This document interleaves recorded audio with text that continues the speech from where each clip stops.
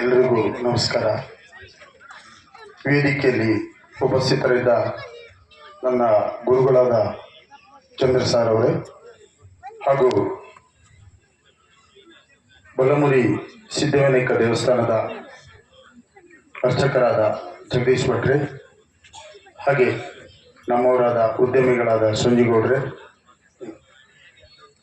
ಗಣಪತಿಯವರೇ, ನಿಮಗೆಲ್ಲರಿಗೂ ನಾನು ನಮಸ್ಕರಿಸುತ್ತಾ, ಹಾಗೆ ನೆರೆದಿರುವ ಸಮಸ್ತ ಭಕ್ತಾಭಿಮಾನಿಗಳಿಗೂ ಹಾಗೂ ಕಲಾಭಿಮಾನಿಗಳಿಗೂ ಇವತ್ತಿನ ಶಿವರಾತ್ರಿ ಅಂದರೆ ಶಿವರಾತ್ರಿಯ ಶುಭಾಶಯನ್ನು ಕೋರುತ್ತಾ ನನ್ನ ಒಂದೆರಡು ಮಾತನಾಡಲಿಕ್ಕೆ ಇಷ್ಟಪಡ್ತೇನೆ.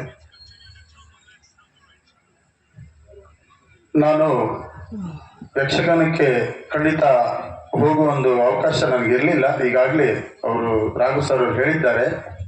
ಹಾಗೆ ಅನಿವಾರ್ಯ ಕಾರಣದಿಂದ ನಾನು ಮಾಣಿಕಟ್ಟೆ ಮೇಳಕ್ಕೆ ಸೇರ್ಬೇಕಾಗಿ ಬಂತು.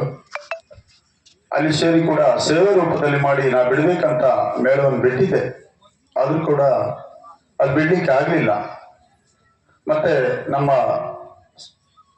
ಒಡನಾಡಿಗಳಾದಂಥ ಯೋಗೀಂದ್ರಾಚಾರ್ಯ ಭಾಗವತರು ಅವರು ನನ್ನನ್ನು ಪುನಃ ಮೇಲೆ ಬಿಟ್ಟಿದ್ದಕ್ಕೆ, ಬನ್ನಿ ಮಾರ್ರೆ ನೀವು ಯಾಕೆ ಮೇಲೆ ಬಿಟ್ಟಿದ್ದೀರಿ ಅಂತ ಹೇಳಿದ್ರ.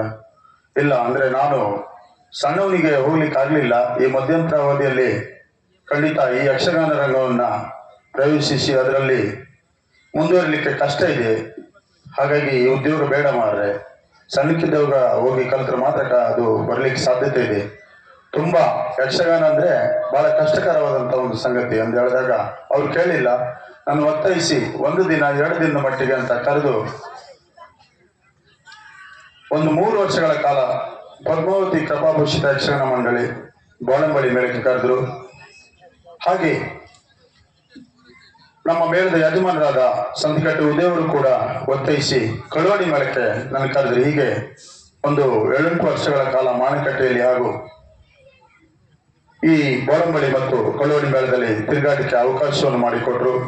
ಖಂಡಿತ ಇದನ್ನ ಈ ಶುಭ ಸಂದರ್ಭದಲ್ಲಿ ನನ್ನ ಗುರುತಿಸಿ ಒಂದು ಸನ್ಮಾನ ಕಾರ್ಯಕ್ರಮ ಮಾಡಿದ್ದನ್ನ ನಾನು ಖಂಡಿತ ಸ್ವೀಕರಿಸುತ್ತಾ ನನ್ನ ಆರಾಧ್ಯ ದೇವರಾದ ಬ್ರಹ್ಮಲಿಂಗೇಶ್ವರ ಸ್ವಾಮಿಯನ್ನ ಮನಸ್ಸಾ ಸ್ಮರಿಸುತ್ತಾ ಅವನ ಪದಕ ಅರ್ಪಿಸ್ತೇನೆ. ಯಾಕಂದ್ರೆ ನಾನು ಏನು ಯಕ್ಷಗಾನದಲ್ಲಿ ಅಧ್ಯಯನ ಮಾಡಲಿಲ್ಲ ಅಂತ ಹೇಳಿದ್ರು ತಪ್ಪಾಗ್ಲಿಕ್ಕಿಲ್ಲ.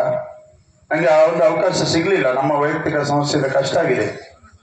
ಆದರೂ ದೇವರ ಪವಾಡು ಎಂಬಂತೆ ಈ ರಂಗದಲ್ಲಿ ನನಗೆ ಕೂತ್ಕೊಳ್ಳಿಕ್ಕೆ ಆ ಬ್ರಹ್ಮಲಿಂಗೇಶ್ವರ ಸ್ವಾಮಿ ಅನುಗ್ರಹಿಸಿದ್ದಾನೆ ಎಂದು ಹೇಳೋದಕ್ಕೆ ಇಷ್ಟಪಡ್ತೇನೆ. ಹಾಗೆ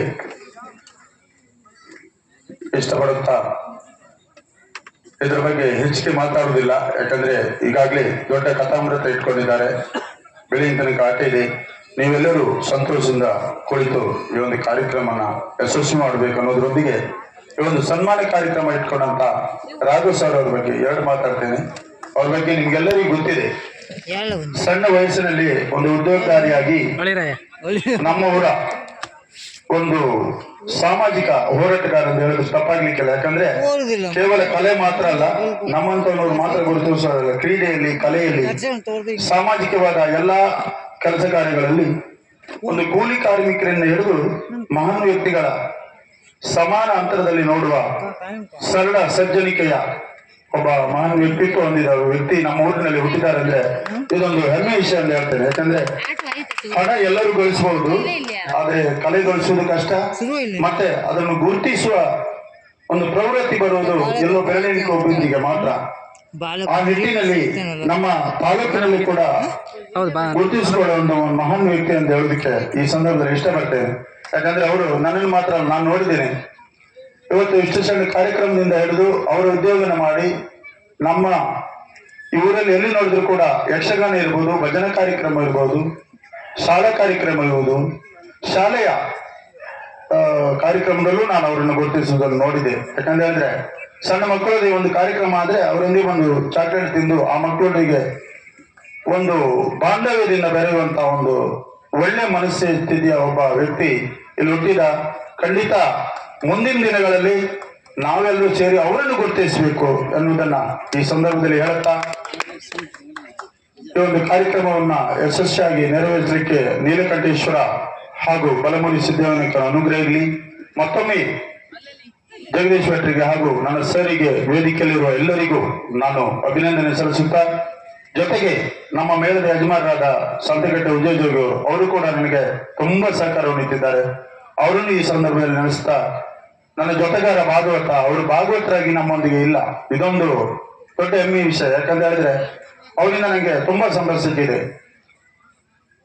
ಇವತ್ತು ಯಕ್ಷಗಾನ ದಿಗ್ಗಜ ಭಾಗವತ ಹರಿಂಜಾಲು ಗೋಪಾಲ್ ಗಾಣಿಗರ ಶಿಷ್ಯರಾಗಿ ಅವರ ನಂತರದ ದಿನಗಳಲ್ಲಿ ಅವರ ಶೈಲಿಯನ್ನು ಗುರುತಿಸಿಕೊಳ್ಳುವ ಒಬ್ಬ ಮಹಾನ್ ಭಾಗವತ. ಯಾಕಂತ ಹೇಳಿದ್ರೆ ವಯಸ್ಸು ನನಗಿಂತ 10 ವರ್ಷ ಸಣ್ಣದಿರಬಹುದು, ಅವ್ರ ಬಗ್ಗೆ 2 ಮಾತು ಆಡಲೇಬೇಕಾಗ್ತದೆ. ಯಾಕಂದ್ರೆ ಪೌರಾಣಿಕ ಪ್ರಸಂಗ ಇರಲಿ, ಸಾಮಾಜಿಕ ಪ್ರಸಂಗ ಇರಲಿ, ಅದನ್ನ ನಿಖರಬದ್ಧವಾಗಿ ರಂಗದಲ್ಲಿ ತೋರಿಸಿಕೊಡುವ, ಯಾವುದೇ ಪ್ರಚಾರವನ್ನು ಬಯಸದ ಸರಳ ವ್ಯಕ್ತಿತ್ವವನ್ನು ಹೊಂದಿದ ಯೋಗೀಂದ್ರಾಚಾರ್ಯ ಅವರು, ಖಂಡಿತ ಅವರನ್ನು ನಾನು ಈ ಸಂದರ್ಭದಲ್ಲಿ ನೆನೆಸ್ಕೊಳ್ತೇನೆ.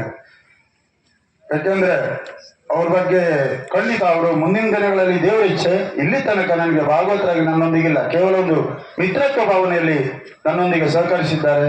ಅವರನ್ನು ಈ ಸಂದರ್ಭದಲ್ಲಿ ನಿಮ್ಮೆಲ್ಲರ ಪರವಾಗಿ ಅವರಿಗೂ ಕೂಡ ಅಭಿನಂದನೆ ಸಲ್ಲಿಸ್ತಾ, ನೆರೆದಿರುವ ಎಲ್ಲ ಸಮಸ್ತರಿಗೂ ಕೂಡ ಮಹಾಶಿವರಾತ್ರಿಯ ಈ ಶುಭಾಶಯವನ್ನು ಕೋರುತ್ತಾ, ಹೀಗೆ ಈ ಕ್ಷೇತ್ರದಲ್ಲಿ ಇನ್ನು ಮುಂದೆ ಕೂಡ ಹಲವಾರು ಗಣ್ಯ ಮಾನ್ಯರನ್ನು ಗುರುತಿಸಿಕೊಳ್ಳುವ ಮಹಾನ್ ಕ್ಷೇತ್ರವಾಗಿ ಬೆಳೆಯಲಿ.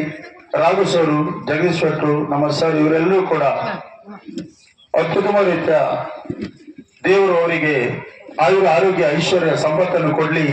ಈ ಒಂದು ಊರು ಯಶಸ್ವಿ ಒಂದು ಊರಾಗಿ ಬೆಳೆಯುವುದಕ್ಕೆ ದೇವರ ಸಹಕಾರ ಇರಲಿ ಅಂತ ಹೇಳುತ್ತಾ, ಮತ್ತೊಮ್ಮೆ ನಿಮಗೆಲ್ಲರಿಗೂ ನಮಸ್ಕರಿಸಿ ನನ್ನ ಮಾತನ್ನು ಮುಗಿಸ್ತೇನೆ.